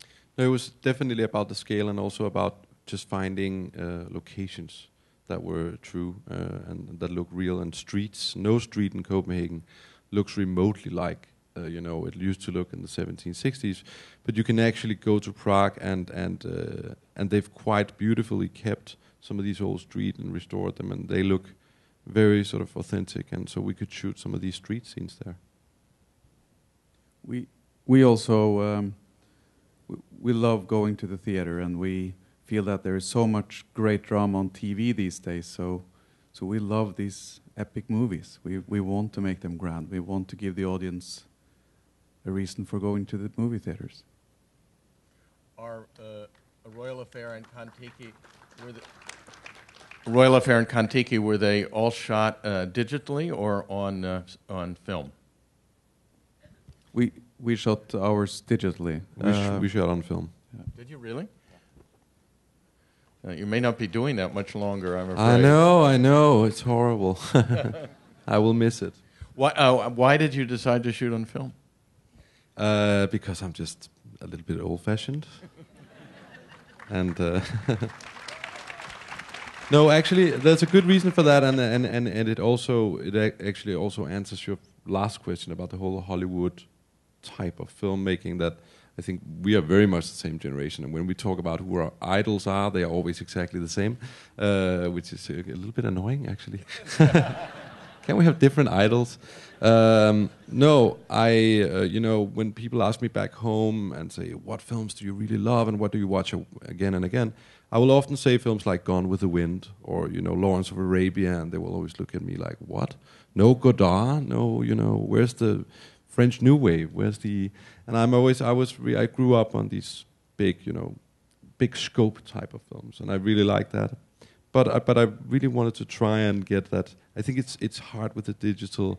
I haven't tried it yet, but there's something about the medium of film, something about that still you can sense that it's shot on film. And I don't know if it's just in my subconscious or if it's real. I think it's real, and I hope that people will still keep filming on film. Well, that's why I asked the question, because both films seemed like they were shot on film. And last year we had Joseph Cedar was here, and he talked about the psychology of an actor knowing that it's celluloid going through the camera as opposed to a chip. And he actually felt that it's a little tough to totally understand, but that psychologically the filmmakers and the actors had a different approach to it. There was something more about, not so much old-fashioned filmmaking, but there was a sense of movie making, I guess, to it. So, well, we are the first of the video generation. So, Espen and I, we grew up making our short films on video. We never touched film until we came to film school. You know, we were 20. And we always loved shooting on film. Max Manus was shot on film, and we really resisted the digital format for a long time until the Arri Alexa came out. And I think that really changed it. And also in Kon-Tiki, being so many effect shots, it was something we decided that we had to do because of the high quality of the resolution. And we also did it because of the actors and the acting, because then we would not run out of film. You know, we could continue, and it was important for us because we were on this raft with so many actors at the same time, and to keep going and just have a conversation with them basically when we were shooting was crucial. We had 140 terabytes of data when we were finished, so it's a lot. And we shot it in 2 languages, so. Oh, that's right. I forgot that. I had heard that you did you really do two takes? In other words, you'd get a print in your Norwegian version and then do an English language version? That's correct. We did it. So there's the movie coming out here in the States in April is the English version, and the sad thing for our actor playing Thor Heyerdahl is that in the English version we had to take his strong accent away because it would pop out like a sore thumb. So he had to do those scenes twice as well, even the English scenes. I'm afraid we're going to have to disqualify you from the foreign language. So our 4 filmmakers here. Now going from these big Hollywood, widescreen, colorful films of theirs, come to yours, and I gather you sort of retrofitted old video cameras. It's a spectacular look, and it goes, once again, as I say, it so fits the film, but it takes some getting used to. And as you guys could all see from the clips, it is a little bit of a grainy image, and it's not nearly as sharp as for instance their films, but it so much says not just about the period, but by the enterprise of advertising itself. Yes, it works in different levels. We used these 1983 Ikegami tube cameras, which is actually the very first video system that was ever created. That's the look. It's not how you record it. It's the technology that you use to grab the image. And I was just telling you, it's really low resolution. And we hire a company here in Hollywood who actually bought 20 cameras all over the United States, and they assembled 4 for us. And every camera had a different look because they were so old and different. And they would react differently on the set depending on the light conditions. So it was a whole nightmare at the beginning because the cameras didn't really work very well, and it was very hard to know when they were in focus or not. If the A camera would match the B camera, and it was a whole nightmare. But then when we start editing, I remember I went one day while we were shooting to the editing room, and then Andrea Cignoli, who's the editor, he showed me a bunch of things, and then a bunch of things from the archival footage. And at some point, it was like, who shot that? You know, and we were confused. We had to call to somebody else to tell us exactly, is that what came from the archival footage, or is something that we shot? Really? Yeah, and then we realized that we were creating something was just like the archival footage, and then we sent the very first cut to our friends here in Participant Media, and then one of them called and said, "Hey man, Pinochet he really looks like Pinochet. You really did a great." And no, man, he actually is Pinochet, man. You know, so and when you do that, it's interesting because what we shot became documentary, and the documentary parts became fiction, and that's a very interesting crossover, and yeah, it was very nice. And had Sergio Armstrong shot your other films too? Oh yes, yeah. And did he worry at all about having a film come out that maybe didn't look too good, and people would say, "Gee, I don't know about that cameraman"? Yeah, he haven't been nominated ever in any film festival for photography, which is I think is a mistake, because it's much easier to work with a super camera that it would deliver you immediately a very nice image than to illuminate and light a set with a camera that is actually really ugly, you know. So it's a whole challenge to do that, and I think at the beginning he was very worried, and my brother, the producer here, was keep asking for us to have another sort of HD camera on the set to cover it, you know. Like, just have it, and just wait, who do you care? And just have it there, and you don't frame for that, you know. And we were, come on, this is it. Let's do it just with those cameras, and yeah, we get used to it, and we just start loving it, you know, and you start to get used to it, and then when you get to see now regular movies, they look so sharp, you know, and so this is also a little protest against the hegemony of HD.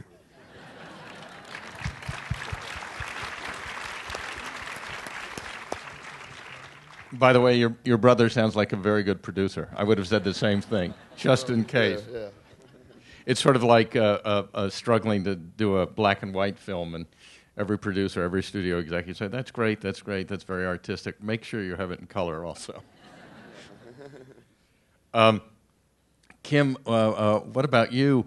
Looks like the bulk of your film is handheld, is that right?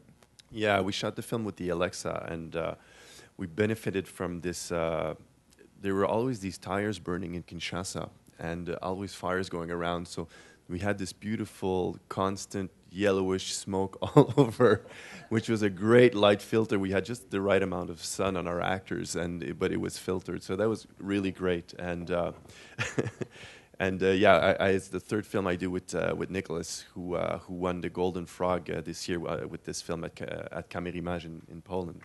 Congrats, Nicholas.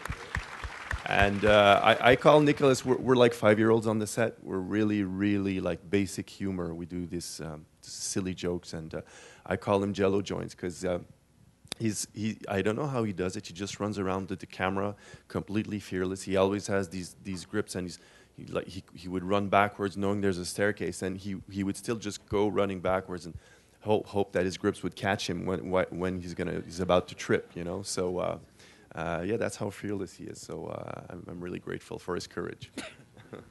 Did you always, and it's interesting, something you guys have in common, did you always plan to have the voiceover and basically have your lead actress talking to her unborn child?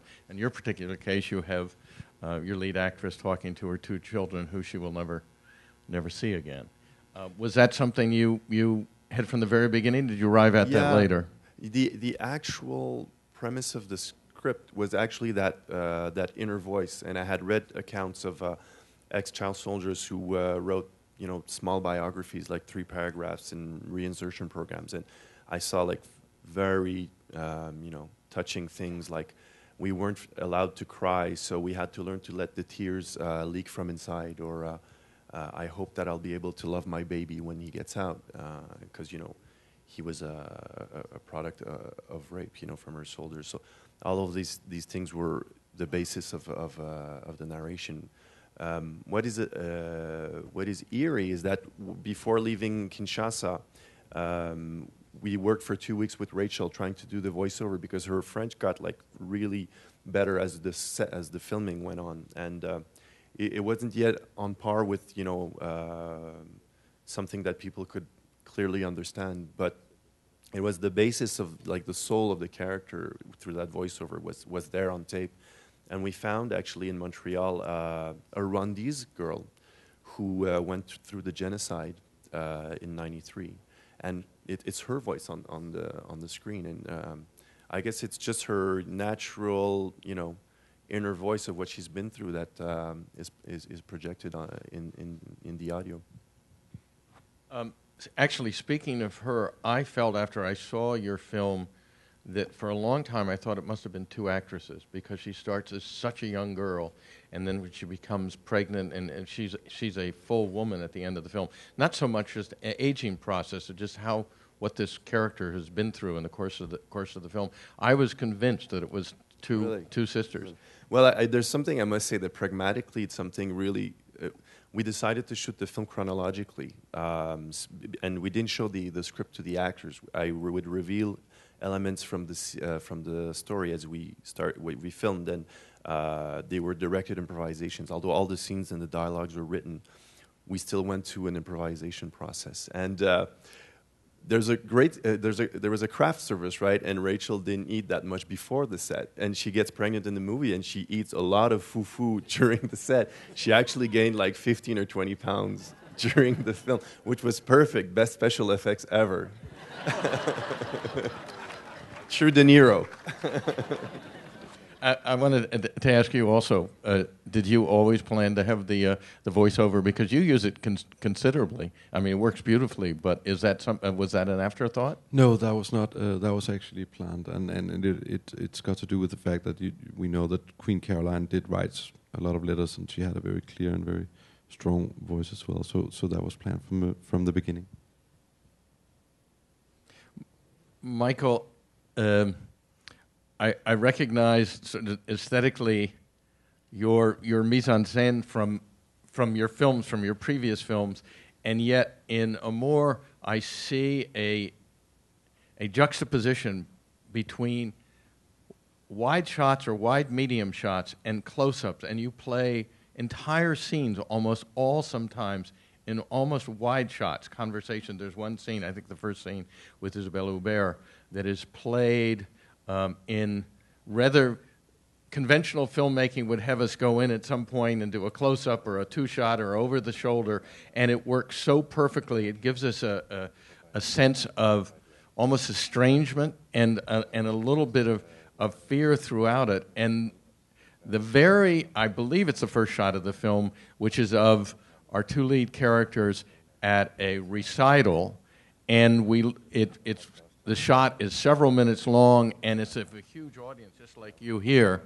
and both the two lead actors are not in the center of the frame; they're off to the left slightly, and yet we find them. We know that that's those two characters, the two characters we're supposed to play with. Do you storyboard your films? Do you know exactly what the framing is when you go into a scene? Yeah. Could you translate, please?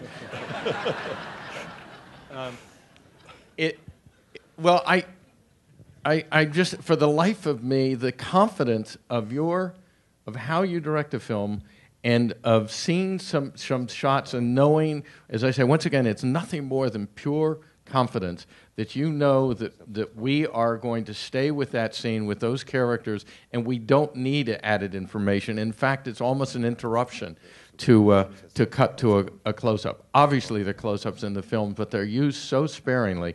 And my guess is in Amour, there probably is one-third the number of cuts that there are in a conventional film. Forget about a Michael Bay film, but a conventional film. And it is, I'm sorry to say, you feel like you're in the hands of a master storyteller. Naja, ich glaube, man sollte den Zuschauer Zeit geben, den Dingen zu folgen. Also Film ist ja immer Manipulation und Manipulation ist ja an und für sich eine schlechte Sache. Und man sollte natürlich versuchen, die Manipulation so gering wie möglich zu halten. Und das ist sozusagen das Grundkonzept eigentlich aller meiner Filme. Deswegen auch viele Plansequenzen, weil da zumindest die Zeit nicht manipuliert ist. Also es ist so ein Grundkonzept, das darüber liegt, das ich eigentlich in allen Filmen verwendet habe. I want to give my audience time to reflect, to follow the scenes. Film is always about manipulation, but manipulation is something that is bad in itself. So I try to manipulate the audience as little as possible. It's this really the precept of all of my films.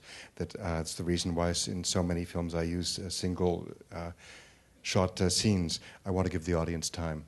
Ich glaube, wir sind auch alle so gewöhnt, dass uns Effekte aufs Auge gedrückt werden, dass wir dann ganz erholt sein können, wenn wir mal Zeit haben, unseren eigenen Blickwinkel zu wählen. We're used to have images imposed on us, cut and rhythm imposed on us, that I think the audience feels relief when it's allowed time to find its own point of view, its own perspective in the images and in the frame. It's absolutely true. It's one of the arguments usually for widescreen that we're not told exactly what to look at. We can be the frame is more democratic, and we can pick out what it is we want to see there. And I've seen that in your films. And listen from the last shot of Cachet, but nevertheless, we somehow know exactly what it is that we're supposed to pay attention to without your having to guide us specifically. Naja, das ist eine Frage des Handwerks, dass man das beherrscht. It's all a question of craftsmanship. I would say so. We were talking last night, and I had thought for the longest time that the apartment was a set built on a stage somewhere. It must have been in order to be able to pull walls and get cameras back, and just so the apartment, which really becomes a character in the film, and yet somewhere in the two-thirds of the way through, I looked out a window, which I assume we were looking at what you call a translite, which is a painting of a street, and then I saw cars going up and down it, and I said, oh my gosh, we're in a real apartment. But then Michael told me that it is a set, and that the car that I saw outside the window was a visual effect. Ja, also das Apartment wurde im Studio gedreht, das war auch anders nicht möglich, weil man kann mit Schauspielern in dem Alter nicht wie mit Leuten, mit 40-Jährigen, 8 oder 10 Stunden am Tag ohne Pause drehen. Also wir mussten, wenn wir das in einem realen Apartment gedreht hätten, hätten wir statt 2 Monate 4 Monate gedreht. Deswegen war es klar, dass wir es im Studio machen mussten. Ich habe aus Grundriss des Apartments schon beim Schreiben das Apartment meiner Eltern genommen, nicht weil das jetzt mit der Geschichte zu tun hat, sondern weil ich es einfach gut kenne und mir dadurch auch verschiedene Dinge eingefallen sind. Und der Nachteil war natürlich, dass wir für die Ausblicke aus den Fenstern eben viel mit digitalen Tricks zu tun hatten, was die Postproduktion sehr, sehr mühsam und langwierig gemacht hat. It was clear that we were going to have to shoot in studio. When you're working with actors of that age, it's not like when you're working with 40-year-olds and they can work 8 or 10 hours, days without interruption. If we shot in a real apartment, then instead of being able to shoot in 2 months, we would have needed 4 months. So it was clear from the very beginning that we were going to shoot in studio. But the layout of the apartment was, I took my parents' apartment. It was the exact reproduction of my parents' apartment, not because their story had anything to do with the story that I'm telling on screen, but rather because I knew it was so familiar to me that it gave me ideas. It helped me find solutions when writing the script. However, the disadvantage, as you point out, was the fact those views from the windows would have to be digitally recreated, and that made the post-production process long and difficult. Uh-huh. And the pigeon was I hate to ask how many takes, and are you sorry you wrote the pigeon into the script? Ja. Nein, ich bedauere nicht, dass sie im Film ist, aber es ist natürlich immer, sobald man mit Tieren dreht, wird es mühsam. Also es war für Jean-Louis Trintignant sehr mühsam, weil er hatte sich während der Drehzeit, nicht beim Dreh, sondern außerhalb, die Hand gebrochen und er hat auch Schmerzen gehabt. Und also das zu machen, ich weiß nicht wie oft, wir haben an diesen 2 Szenen über 2 Tage gedreht und es waren sicher sozusagen vom Aufwand her die mühsamsten Geschichten, weil man halt eine Taube schlecht inszenieren kann. I don't regret that it's in the film, but it certainly was very difficult scene to film, the 2 scenes. What's more, Trintignant had broken his film during shooting, broken his hand. He didn't break it on set, but he was actually working with a physiotherapist to be in shape for the shooting, and when working with a physiotherapist, he broke his hand. So that scene was very painful for him to shoot. I don't know how many takes we did, but those 2 scenes took us 2 days of shooting, and it was certainly the most challenging scenes in the film. It's always hard to work with animals. This brilliantly acted film, and the most challenging scene was the pigeon scene. I'm sorry, I left out. It's difficult to work with the pigeons because you can't direct them. I think my last question really has to do with music and film, and how did you guys go about your score? Because you have once again, you have a very impressive movie score, which works beautifully in terms of sort of where the motion of the film is at the right time, and yet it's not in any way overpowering. It's there. It's used quite economically. Thank you. It's Johan Söderqvist that is a composer, and he's just amazing. He also makes the music for Beer.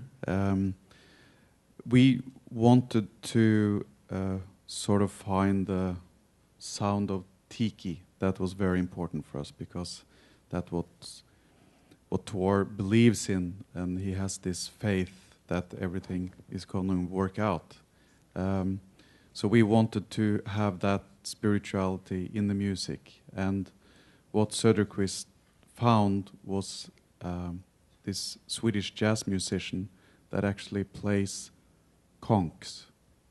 So it sounds like some sort of it's some sort of a trumpet, but he's actually playing on seashells. So we felt that was a perfect sound for Tiki, as it's one of the oldest instruments on Earth. And now that you mention it, of course, I remember that. It's great. Nikolai, you had Gabriel Yared, and then I believe another composer too, right? Cyril Lafort, yes. Well, the thing about my score was that I felt so strongly about exactly what kind of music that I wanted that the producers, kept sending me, or the music producer kept sending me a lot of samples of various Scandinavian composers, and I always kept saying, yes, but can it sound more like Gabriel Yared, who is my big, I've loved him since Betty Blue and The English Patient, The Talent of Mr. Ripley, some fantastic soundtracks. And I kept saying this, and at one moment, finally he said, well, here's Gabriel Yared's email, you can try and convince him to make the music. And I was so fortunate that I wrote a very gushing email and very, I'm basically in love with everything you've ever done, and please write a little bit of music for my film because then it will be so much greater. And he said yes, and he was so pleasant. It was a beautiful experience. I went to Paris. I worked with him a little bit. Then he said, go home, go away. I will write you some themes now. And then he wrote 5 themes for the film, which were all extremely beautiful. And I phoned him up. I said, Gabriel, it's so wonderful. Let's talk about where I want these themes to go. No, that's it. That's the themes. They're done. I'm done. So that was it. That's what I got from him. We've since become friends, but it must be wonderful to be this kind of person that just says, I will do this. This is it. Here you go. This is the finished product. Use it in your film. So you must have paid him very little. Exactly. He did it as a favor for me, so that was, yeah. Pablo, I believe there's no actual composer credit in your film, is that right? No, there is. Is there? Yeah. Because I was just going to say there's music that really stands out, for instance, in the skateboarding scenes and the stuff that seems like it may have actually been taken completely from the period. So I didn't realize that it was... no, there's there's some people that is interesting, like Shostakovich, Sibelius, Schubert. Yeah. And then it's also a little piece of Mozart, and also it's you must have paid them a lot. It's our friend, our well, chief friend over here. And then we did Carlos Cabezas, a Chilean music composer, actually did a score for specific scenes. We wanted to have that the score, maybe that's why you don't remember, is that we really wanted to hide it. I mean, if the music is going to have a presence, that was going to be the valses that we used. And then when it was going to be on a scene supporting a specific idea, we did it in a way that it is almost invisible. And that's how I think, that's how I like when music is on movies. My 2 previous movies had no music at all. So this is a very big step for me, because now there's another sound in the soundtrack. That's right. I was thinking of also your first 2 films not having a specific composed score. Kim, your music is spectacular, and it seems it's all from, I'm assuming, from where you shot it. Did you have an actual composer, or were you using just a music that you found in the region or that you commissioned? Right when I was writing the script, I discovered this amazing Afrobeat music, and it's actually Angolese. It's right next door to Congo, but it's and they sing in Portuguese. So, I was just amazed by that music, and more and more, what I try to do when I go in editing is to never use temp tracks anymore, because you have this rough cut, and then everybody likes the music that you put on it, and then of course you put the Rolling Stones and the Beatles, and then everybody loves the thing, and then you go into the final cut, and everybody's kind of disappointed, even though the editing's better, because your composer has to match the Rolling Stones and the Beatles, and you can't afford it, right? And you can't call them like he did, so.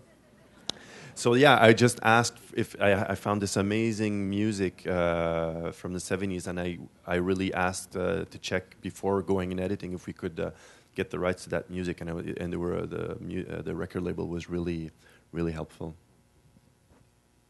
And then Michael, lastly, clearly Schubert and Bach and Beethoven.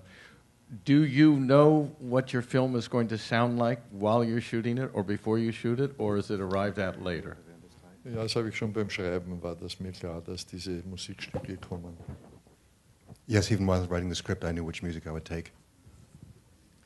And that ich verwende ja nie einen Score, also aus Prinzip. Also ich habe immer, ich finde, im realistischen Film, in der Realität spielt keine Musik, außer jemand spielt Musik oder ein Radio läuft. Und daran habe ich mich eigentlich immer gehalten. Deswegen suche ich mir natürlich immer auch Musiker aus, die mir dann die Möglichkeit geben, also Musiker als Figuren aus. In dem Fall sind es halt eine Klavierprofessorin, und bei ihm weiß man nicht so genau, was er war, ob er Verleger war, Musikverleger oder selber Pianist. Das gibt mir die Möglichkeit, dann Musik zu verwenden, aber nur dort, wo sie eben gespielt wird. On a matter of principle, I don't like using music in any of my films. I think that conceive of film as a realistic medium, and in reality, the music is only present if someone is playing an instrument or if the radio is playing in the background. For that reason, then I write my characters in such a way that the music can be present.